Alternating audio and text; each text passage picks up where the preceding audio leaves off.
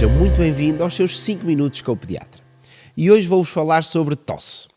E especificamente vou-vos explicar porque é que tossimos, como é que tossimos e que tipos de tosse existem, mas também quais são as principais doenças associadas à tosse e o que fazer nestas situações.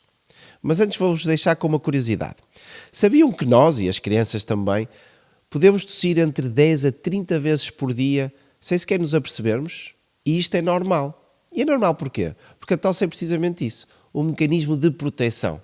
E, portanto, serve para ir limpando a nossa via aérea de poeiras ou algum material indesejado que não seja necessário. Então, e porquê é que nós tossimos?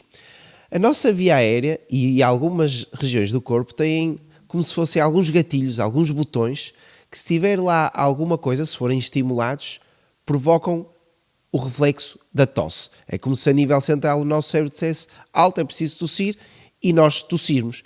Existem esses botões, digamos assim, esses gatilhos, muito na via aérea, portanto, na região do nariz, da garganta, da laringe, da traqueia, nos brônquios, mas também noutros pontos, como por exemplo no canal auditivo externo. Por isso é que muitas vezes, quando estamos a espreitar para os ouvidos das crianças para ver se têm otite ou não, elas começam a tossir porque tocamos com o otoscópio nessas zonas, ou então em regiões próximas do coração, como o pericárdio, ou até mesmo na região do estômago. Isso é que desenvolve a tosse. E o que é que acontece?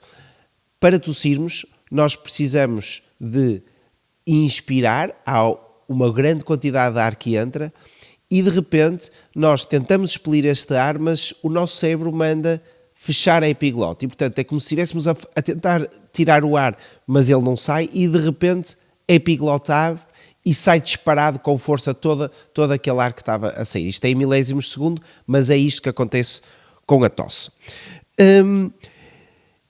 E portanto, como é que nós classificamos esta tosse?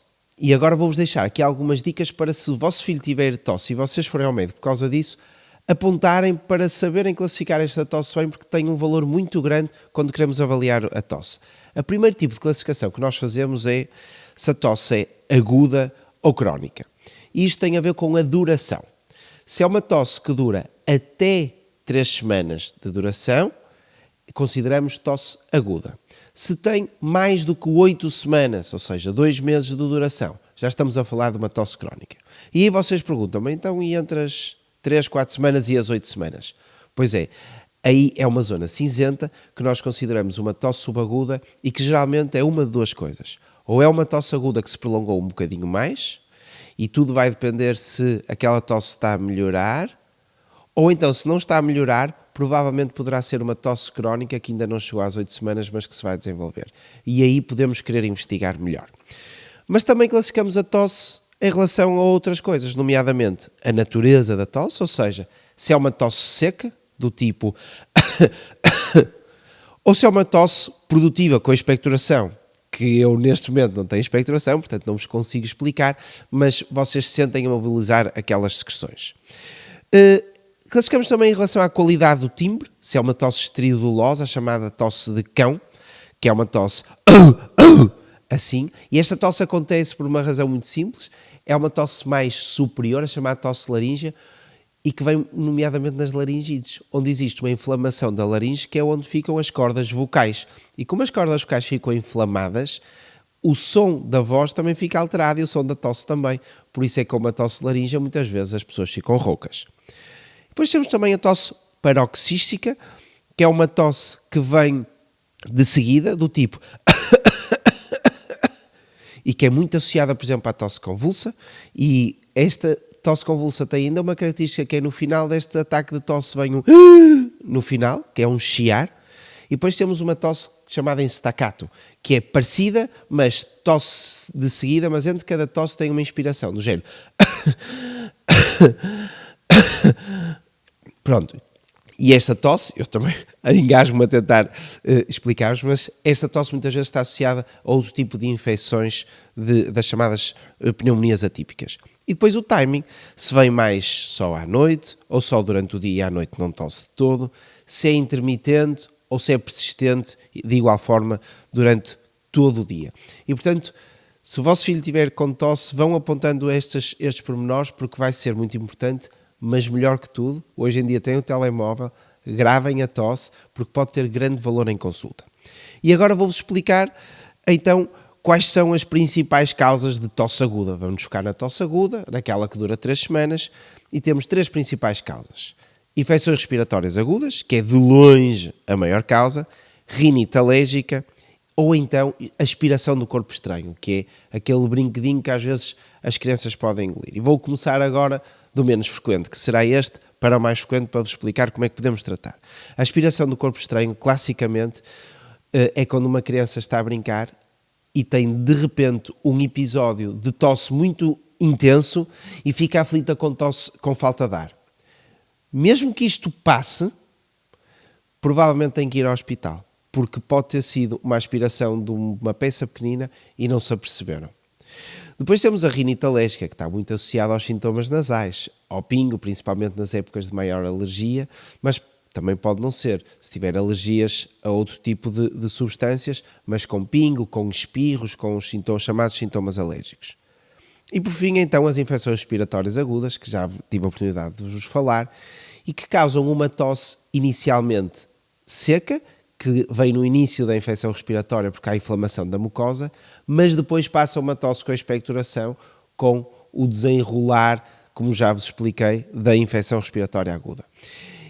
E neste campo, de facto, existem tratamentos sim para fazer. O que não se deve fazer são medicações como antitússicos que inibem a tosse. Mais uma vez, a tosse é um mecanismo de proteção e, portanto, inibir a tosse não. Mas nós podemos tratar esta tosse aguda com medidas simples. Desde logo, medidas como uma boa hidratação, está associada a uma melhoria da tosse. E, já agora, existem vários estudos que indicam que hidratação com líquidos quentes, portanto, o famoso chazinho, ou mesmo a queija de galinha, há estudos que avaliam mesmo o efeito da queija de galinha, parece ter um efeito calmante nesta tosse das infecções respiratórias agudas. E, por fim, o mel. O mel que pode ser utilizado em crianças acima dos 12 meses de idade, nestas situações, nomeadamente uma colher pequenina de sobremesa de manhã e à noite, ajuda de facto a acalmar a mucosa que está inflamada nestas infecções respiratórias agudas e parece de facto ter um efeito benéfico. E depois respirar ar umidificado também parece que ajuda a acalmar esta tosse. Portanto, estes são alguns tipos de tratamentos até caseiros que podem fazer, que não são prejudiciais, ajudam a tosse e que evitam que vão à urgência ou avaliar este tipo de tosse, se for neste contexto de infecções respiratórias agudas. Agora, passando para a tosse crónica, este é um problema, porque uma criança que está a tossir, mais ou menos, pode ter períodos de melhoria, mas está sempre, nunca chega a passar bem esta tosse. Chegamos aos 2 meses, aqui todas estas tosses devem ser avaliadas. Não num contexto de urgência, provavelmente, mas num contexto de consulta médica, porque há aqui algumas causas. Eu vou-vos explicar quais. Pode ser uma rinite alérgica, e como é que nós identificamos? Por exemplo, sintomas alérgicos como espirros, comichão do nariz, pingo constante. Pode ser uma asma, e a tosse crónica é o sintoma mais frequente na asma na criança. Muitas vezes, a maioria das vezes, as asmas nas crianças não se manifestam por eu tenho falta de ar ou estou a chiar a respirar. Não. Manifestam-se através de uma tosse que vem sobretudo quando estão a correr muito ou a rir ou a brincar. Portanto, se é uma criança que cada vez que se esforça mais um bocadinho começa a tossir, com mais 2 semanas, de 2 meses de duração, por favor, consulta, pode ser uma asma. Depois temos, eventualmente, aquela tosse que vem quando nos mais pequeninos, cada vez que comem, começam a tossir. Podem ser pequenas aspirações de conteúdo de comida para a via aérea, isto é preciso investigar também. Podemos estar a falar de outro tipo de doenças pulmonares se tiverem outro tipo de fatores associados mais graves, com infecções mais crónicas, mas aí haverá outros sintomas que não é deste âmbito. E depois também estamos a falar de uma tosse psicogénica. A tosse psicogénica é uma tosse que pode muitas vezes ficar após uma tosse aguda destas infecções respiratórias e que permanece de forma simples. O que permanece é o hábito, é como se aquele botão ficou encravado sempre para baixo, num determinado ponto. Então aquela criança sente que tem que estar sempre a tossir. Não é, o psicogénio não quer dizer aqui que é propriamente uma coisa psicológica que ela está a fazer para tossir, mas ela de facto sente a necessidade de tossir. E isto, poderá haver tratamentos para isso, mas antes têm que ser excluídas outras questões. Mas mais uma vez, avaliar e tratar esta tosse. Portanto, isto era o que eu vos queria dizer, explicar-vos aqui um bocadinho do que é tosse, porque deverá ser sempre tomada em consideração estas características, porque há coisas a fazer, ou a investigar, ou a tratar. Obrigado por estarem desse lado, espero por vocês pelo próximo episódio.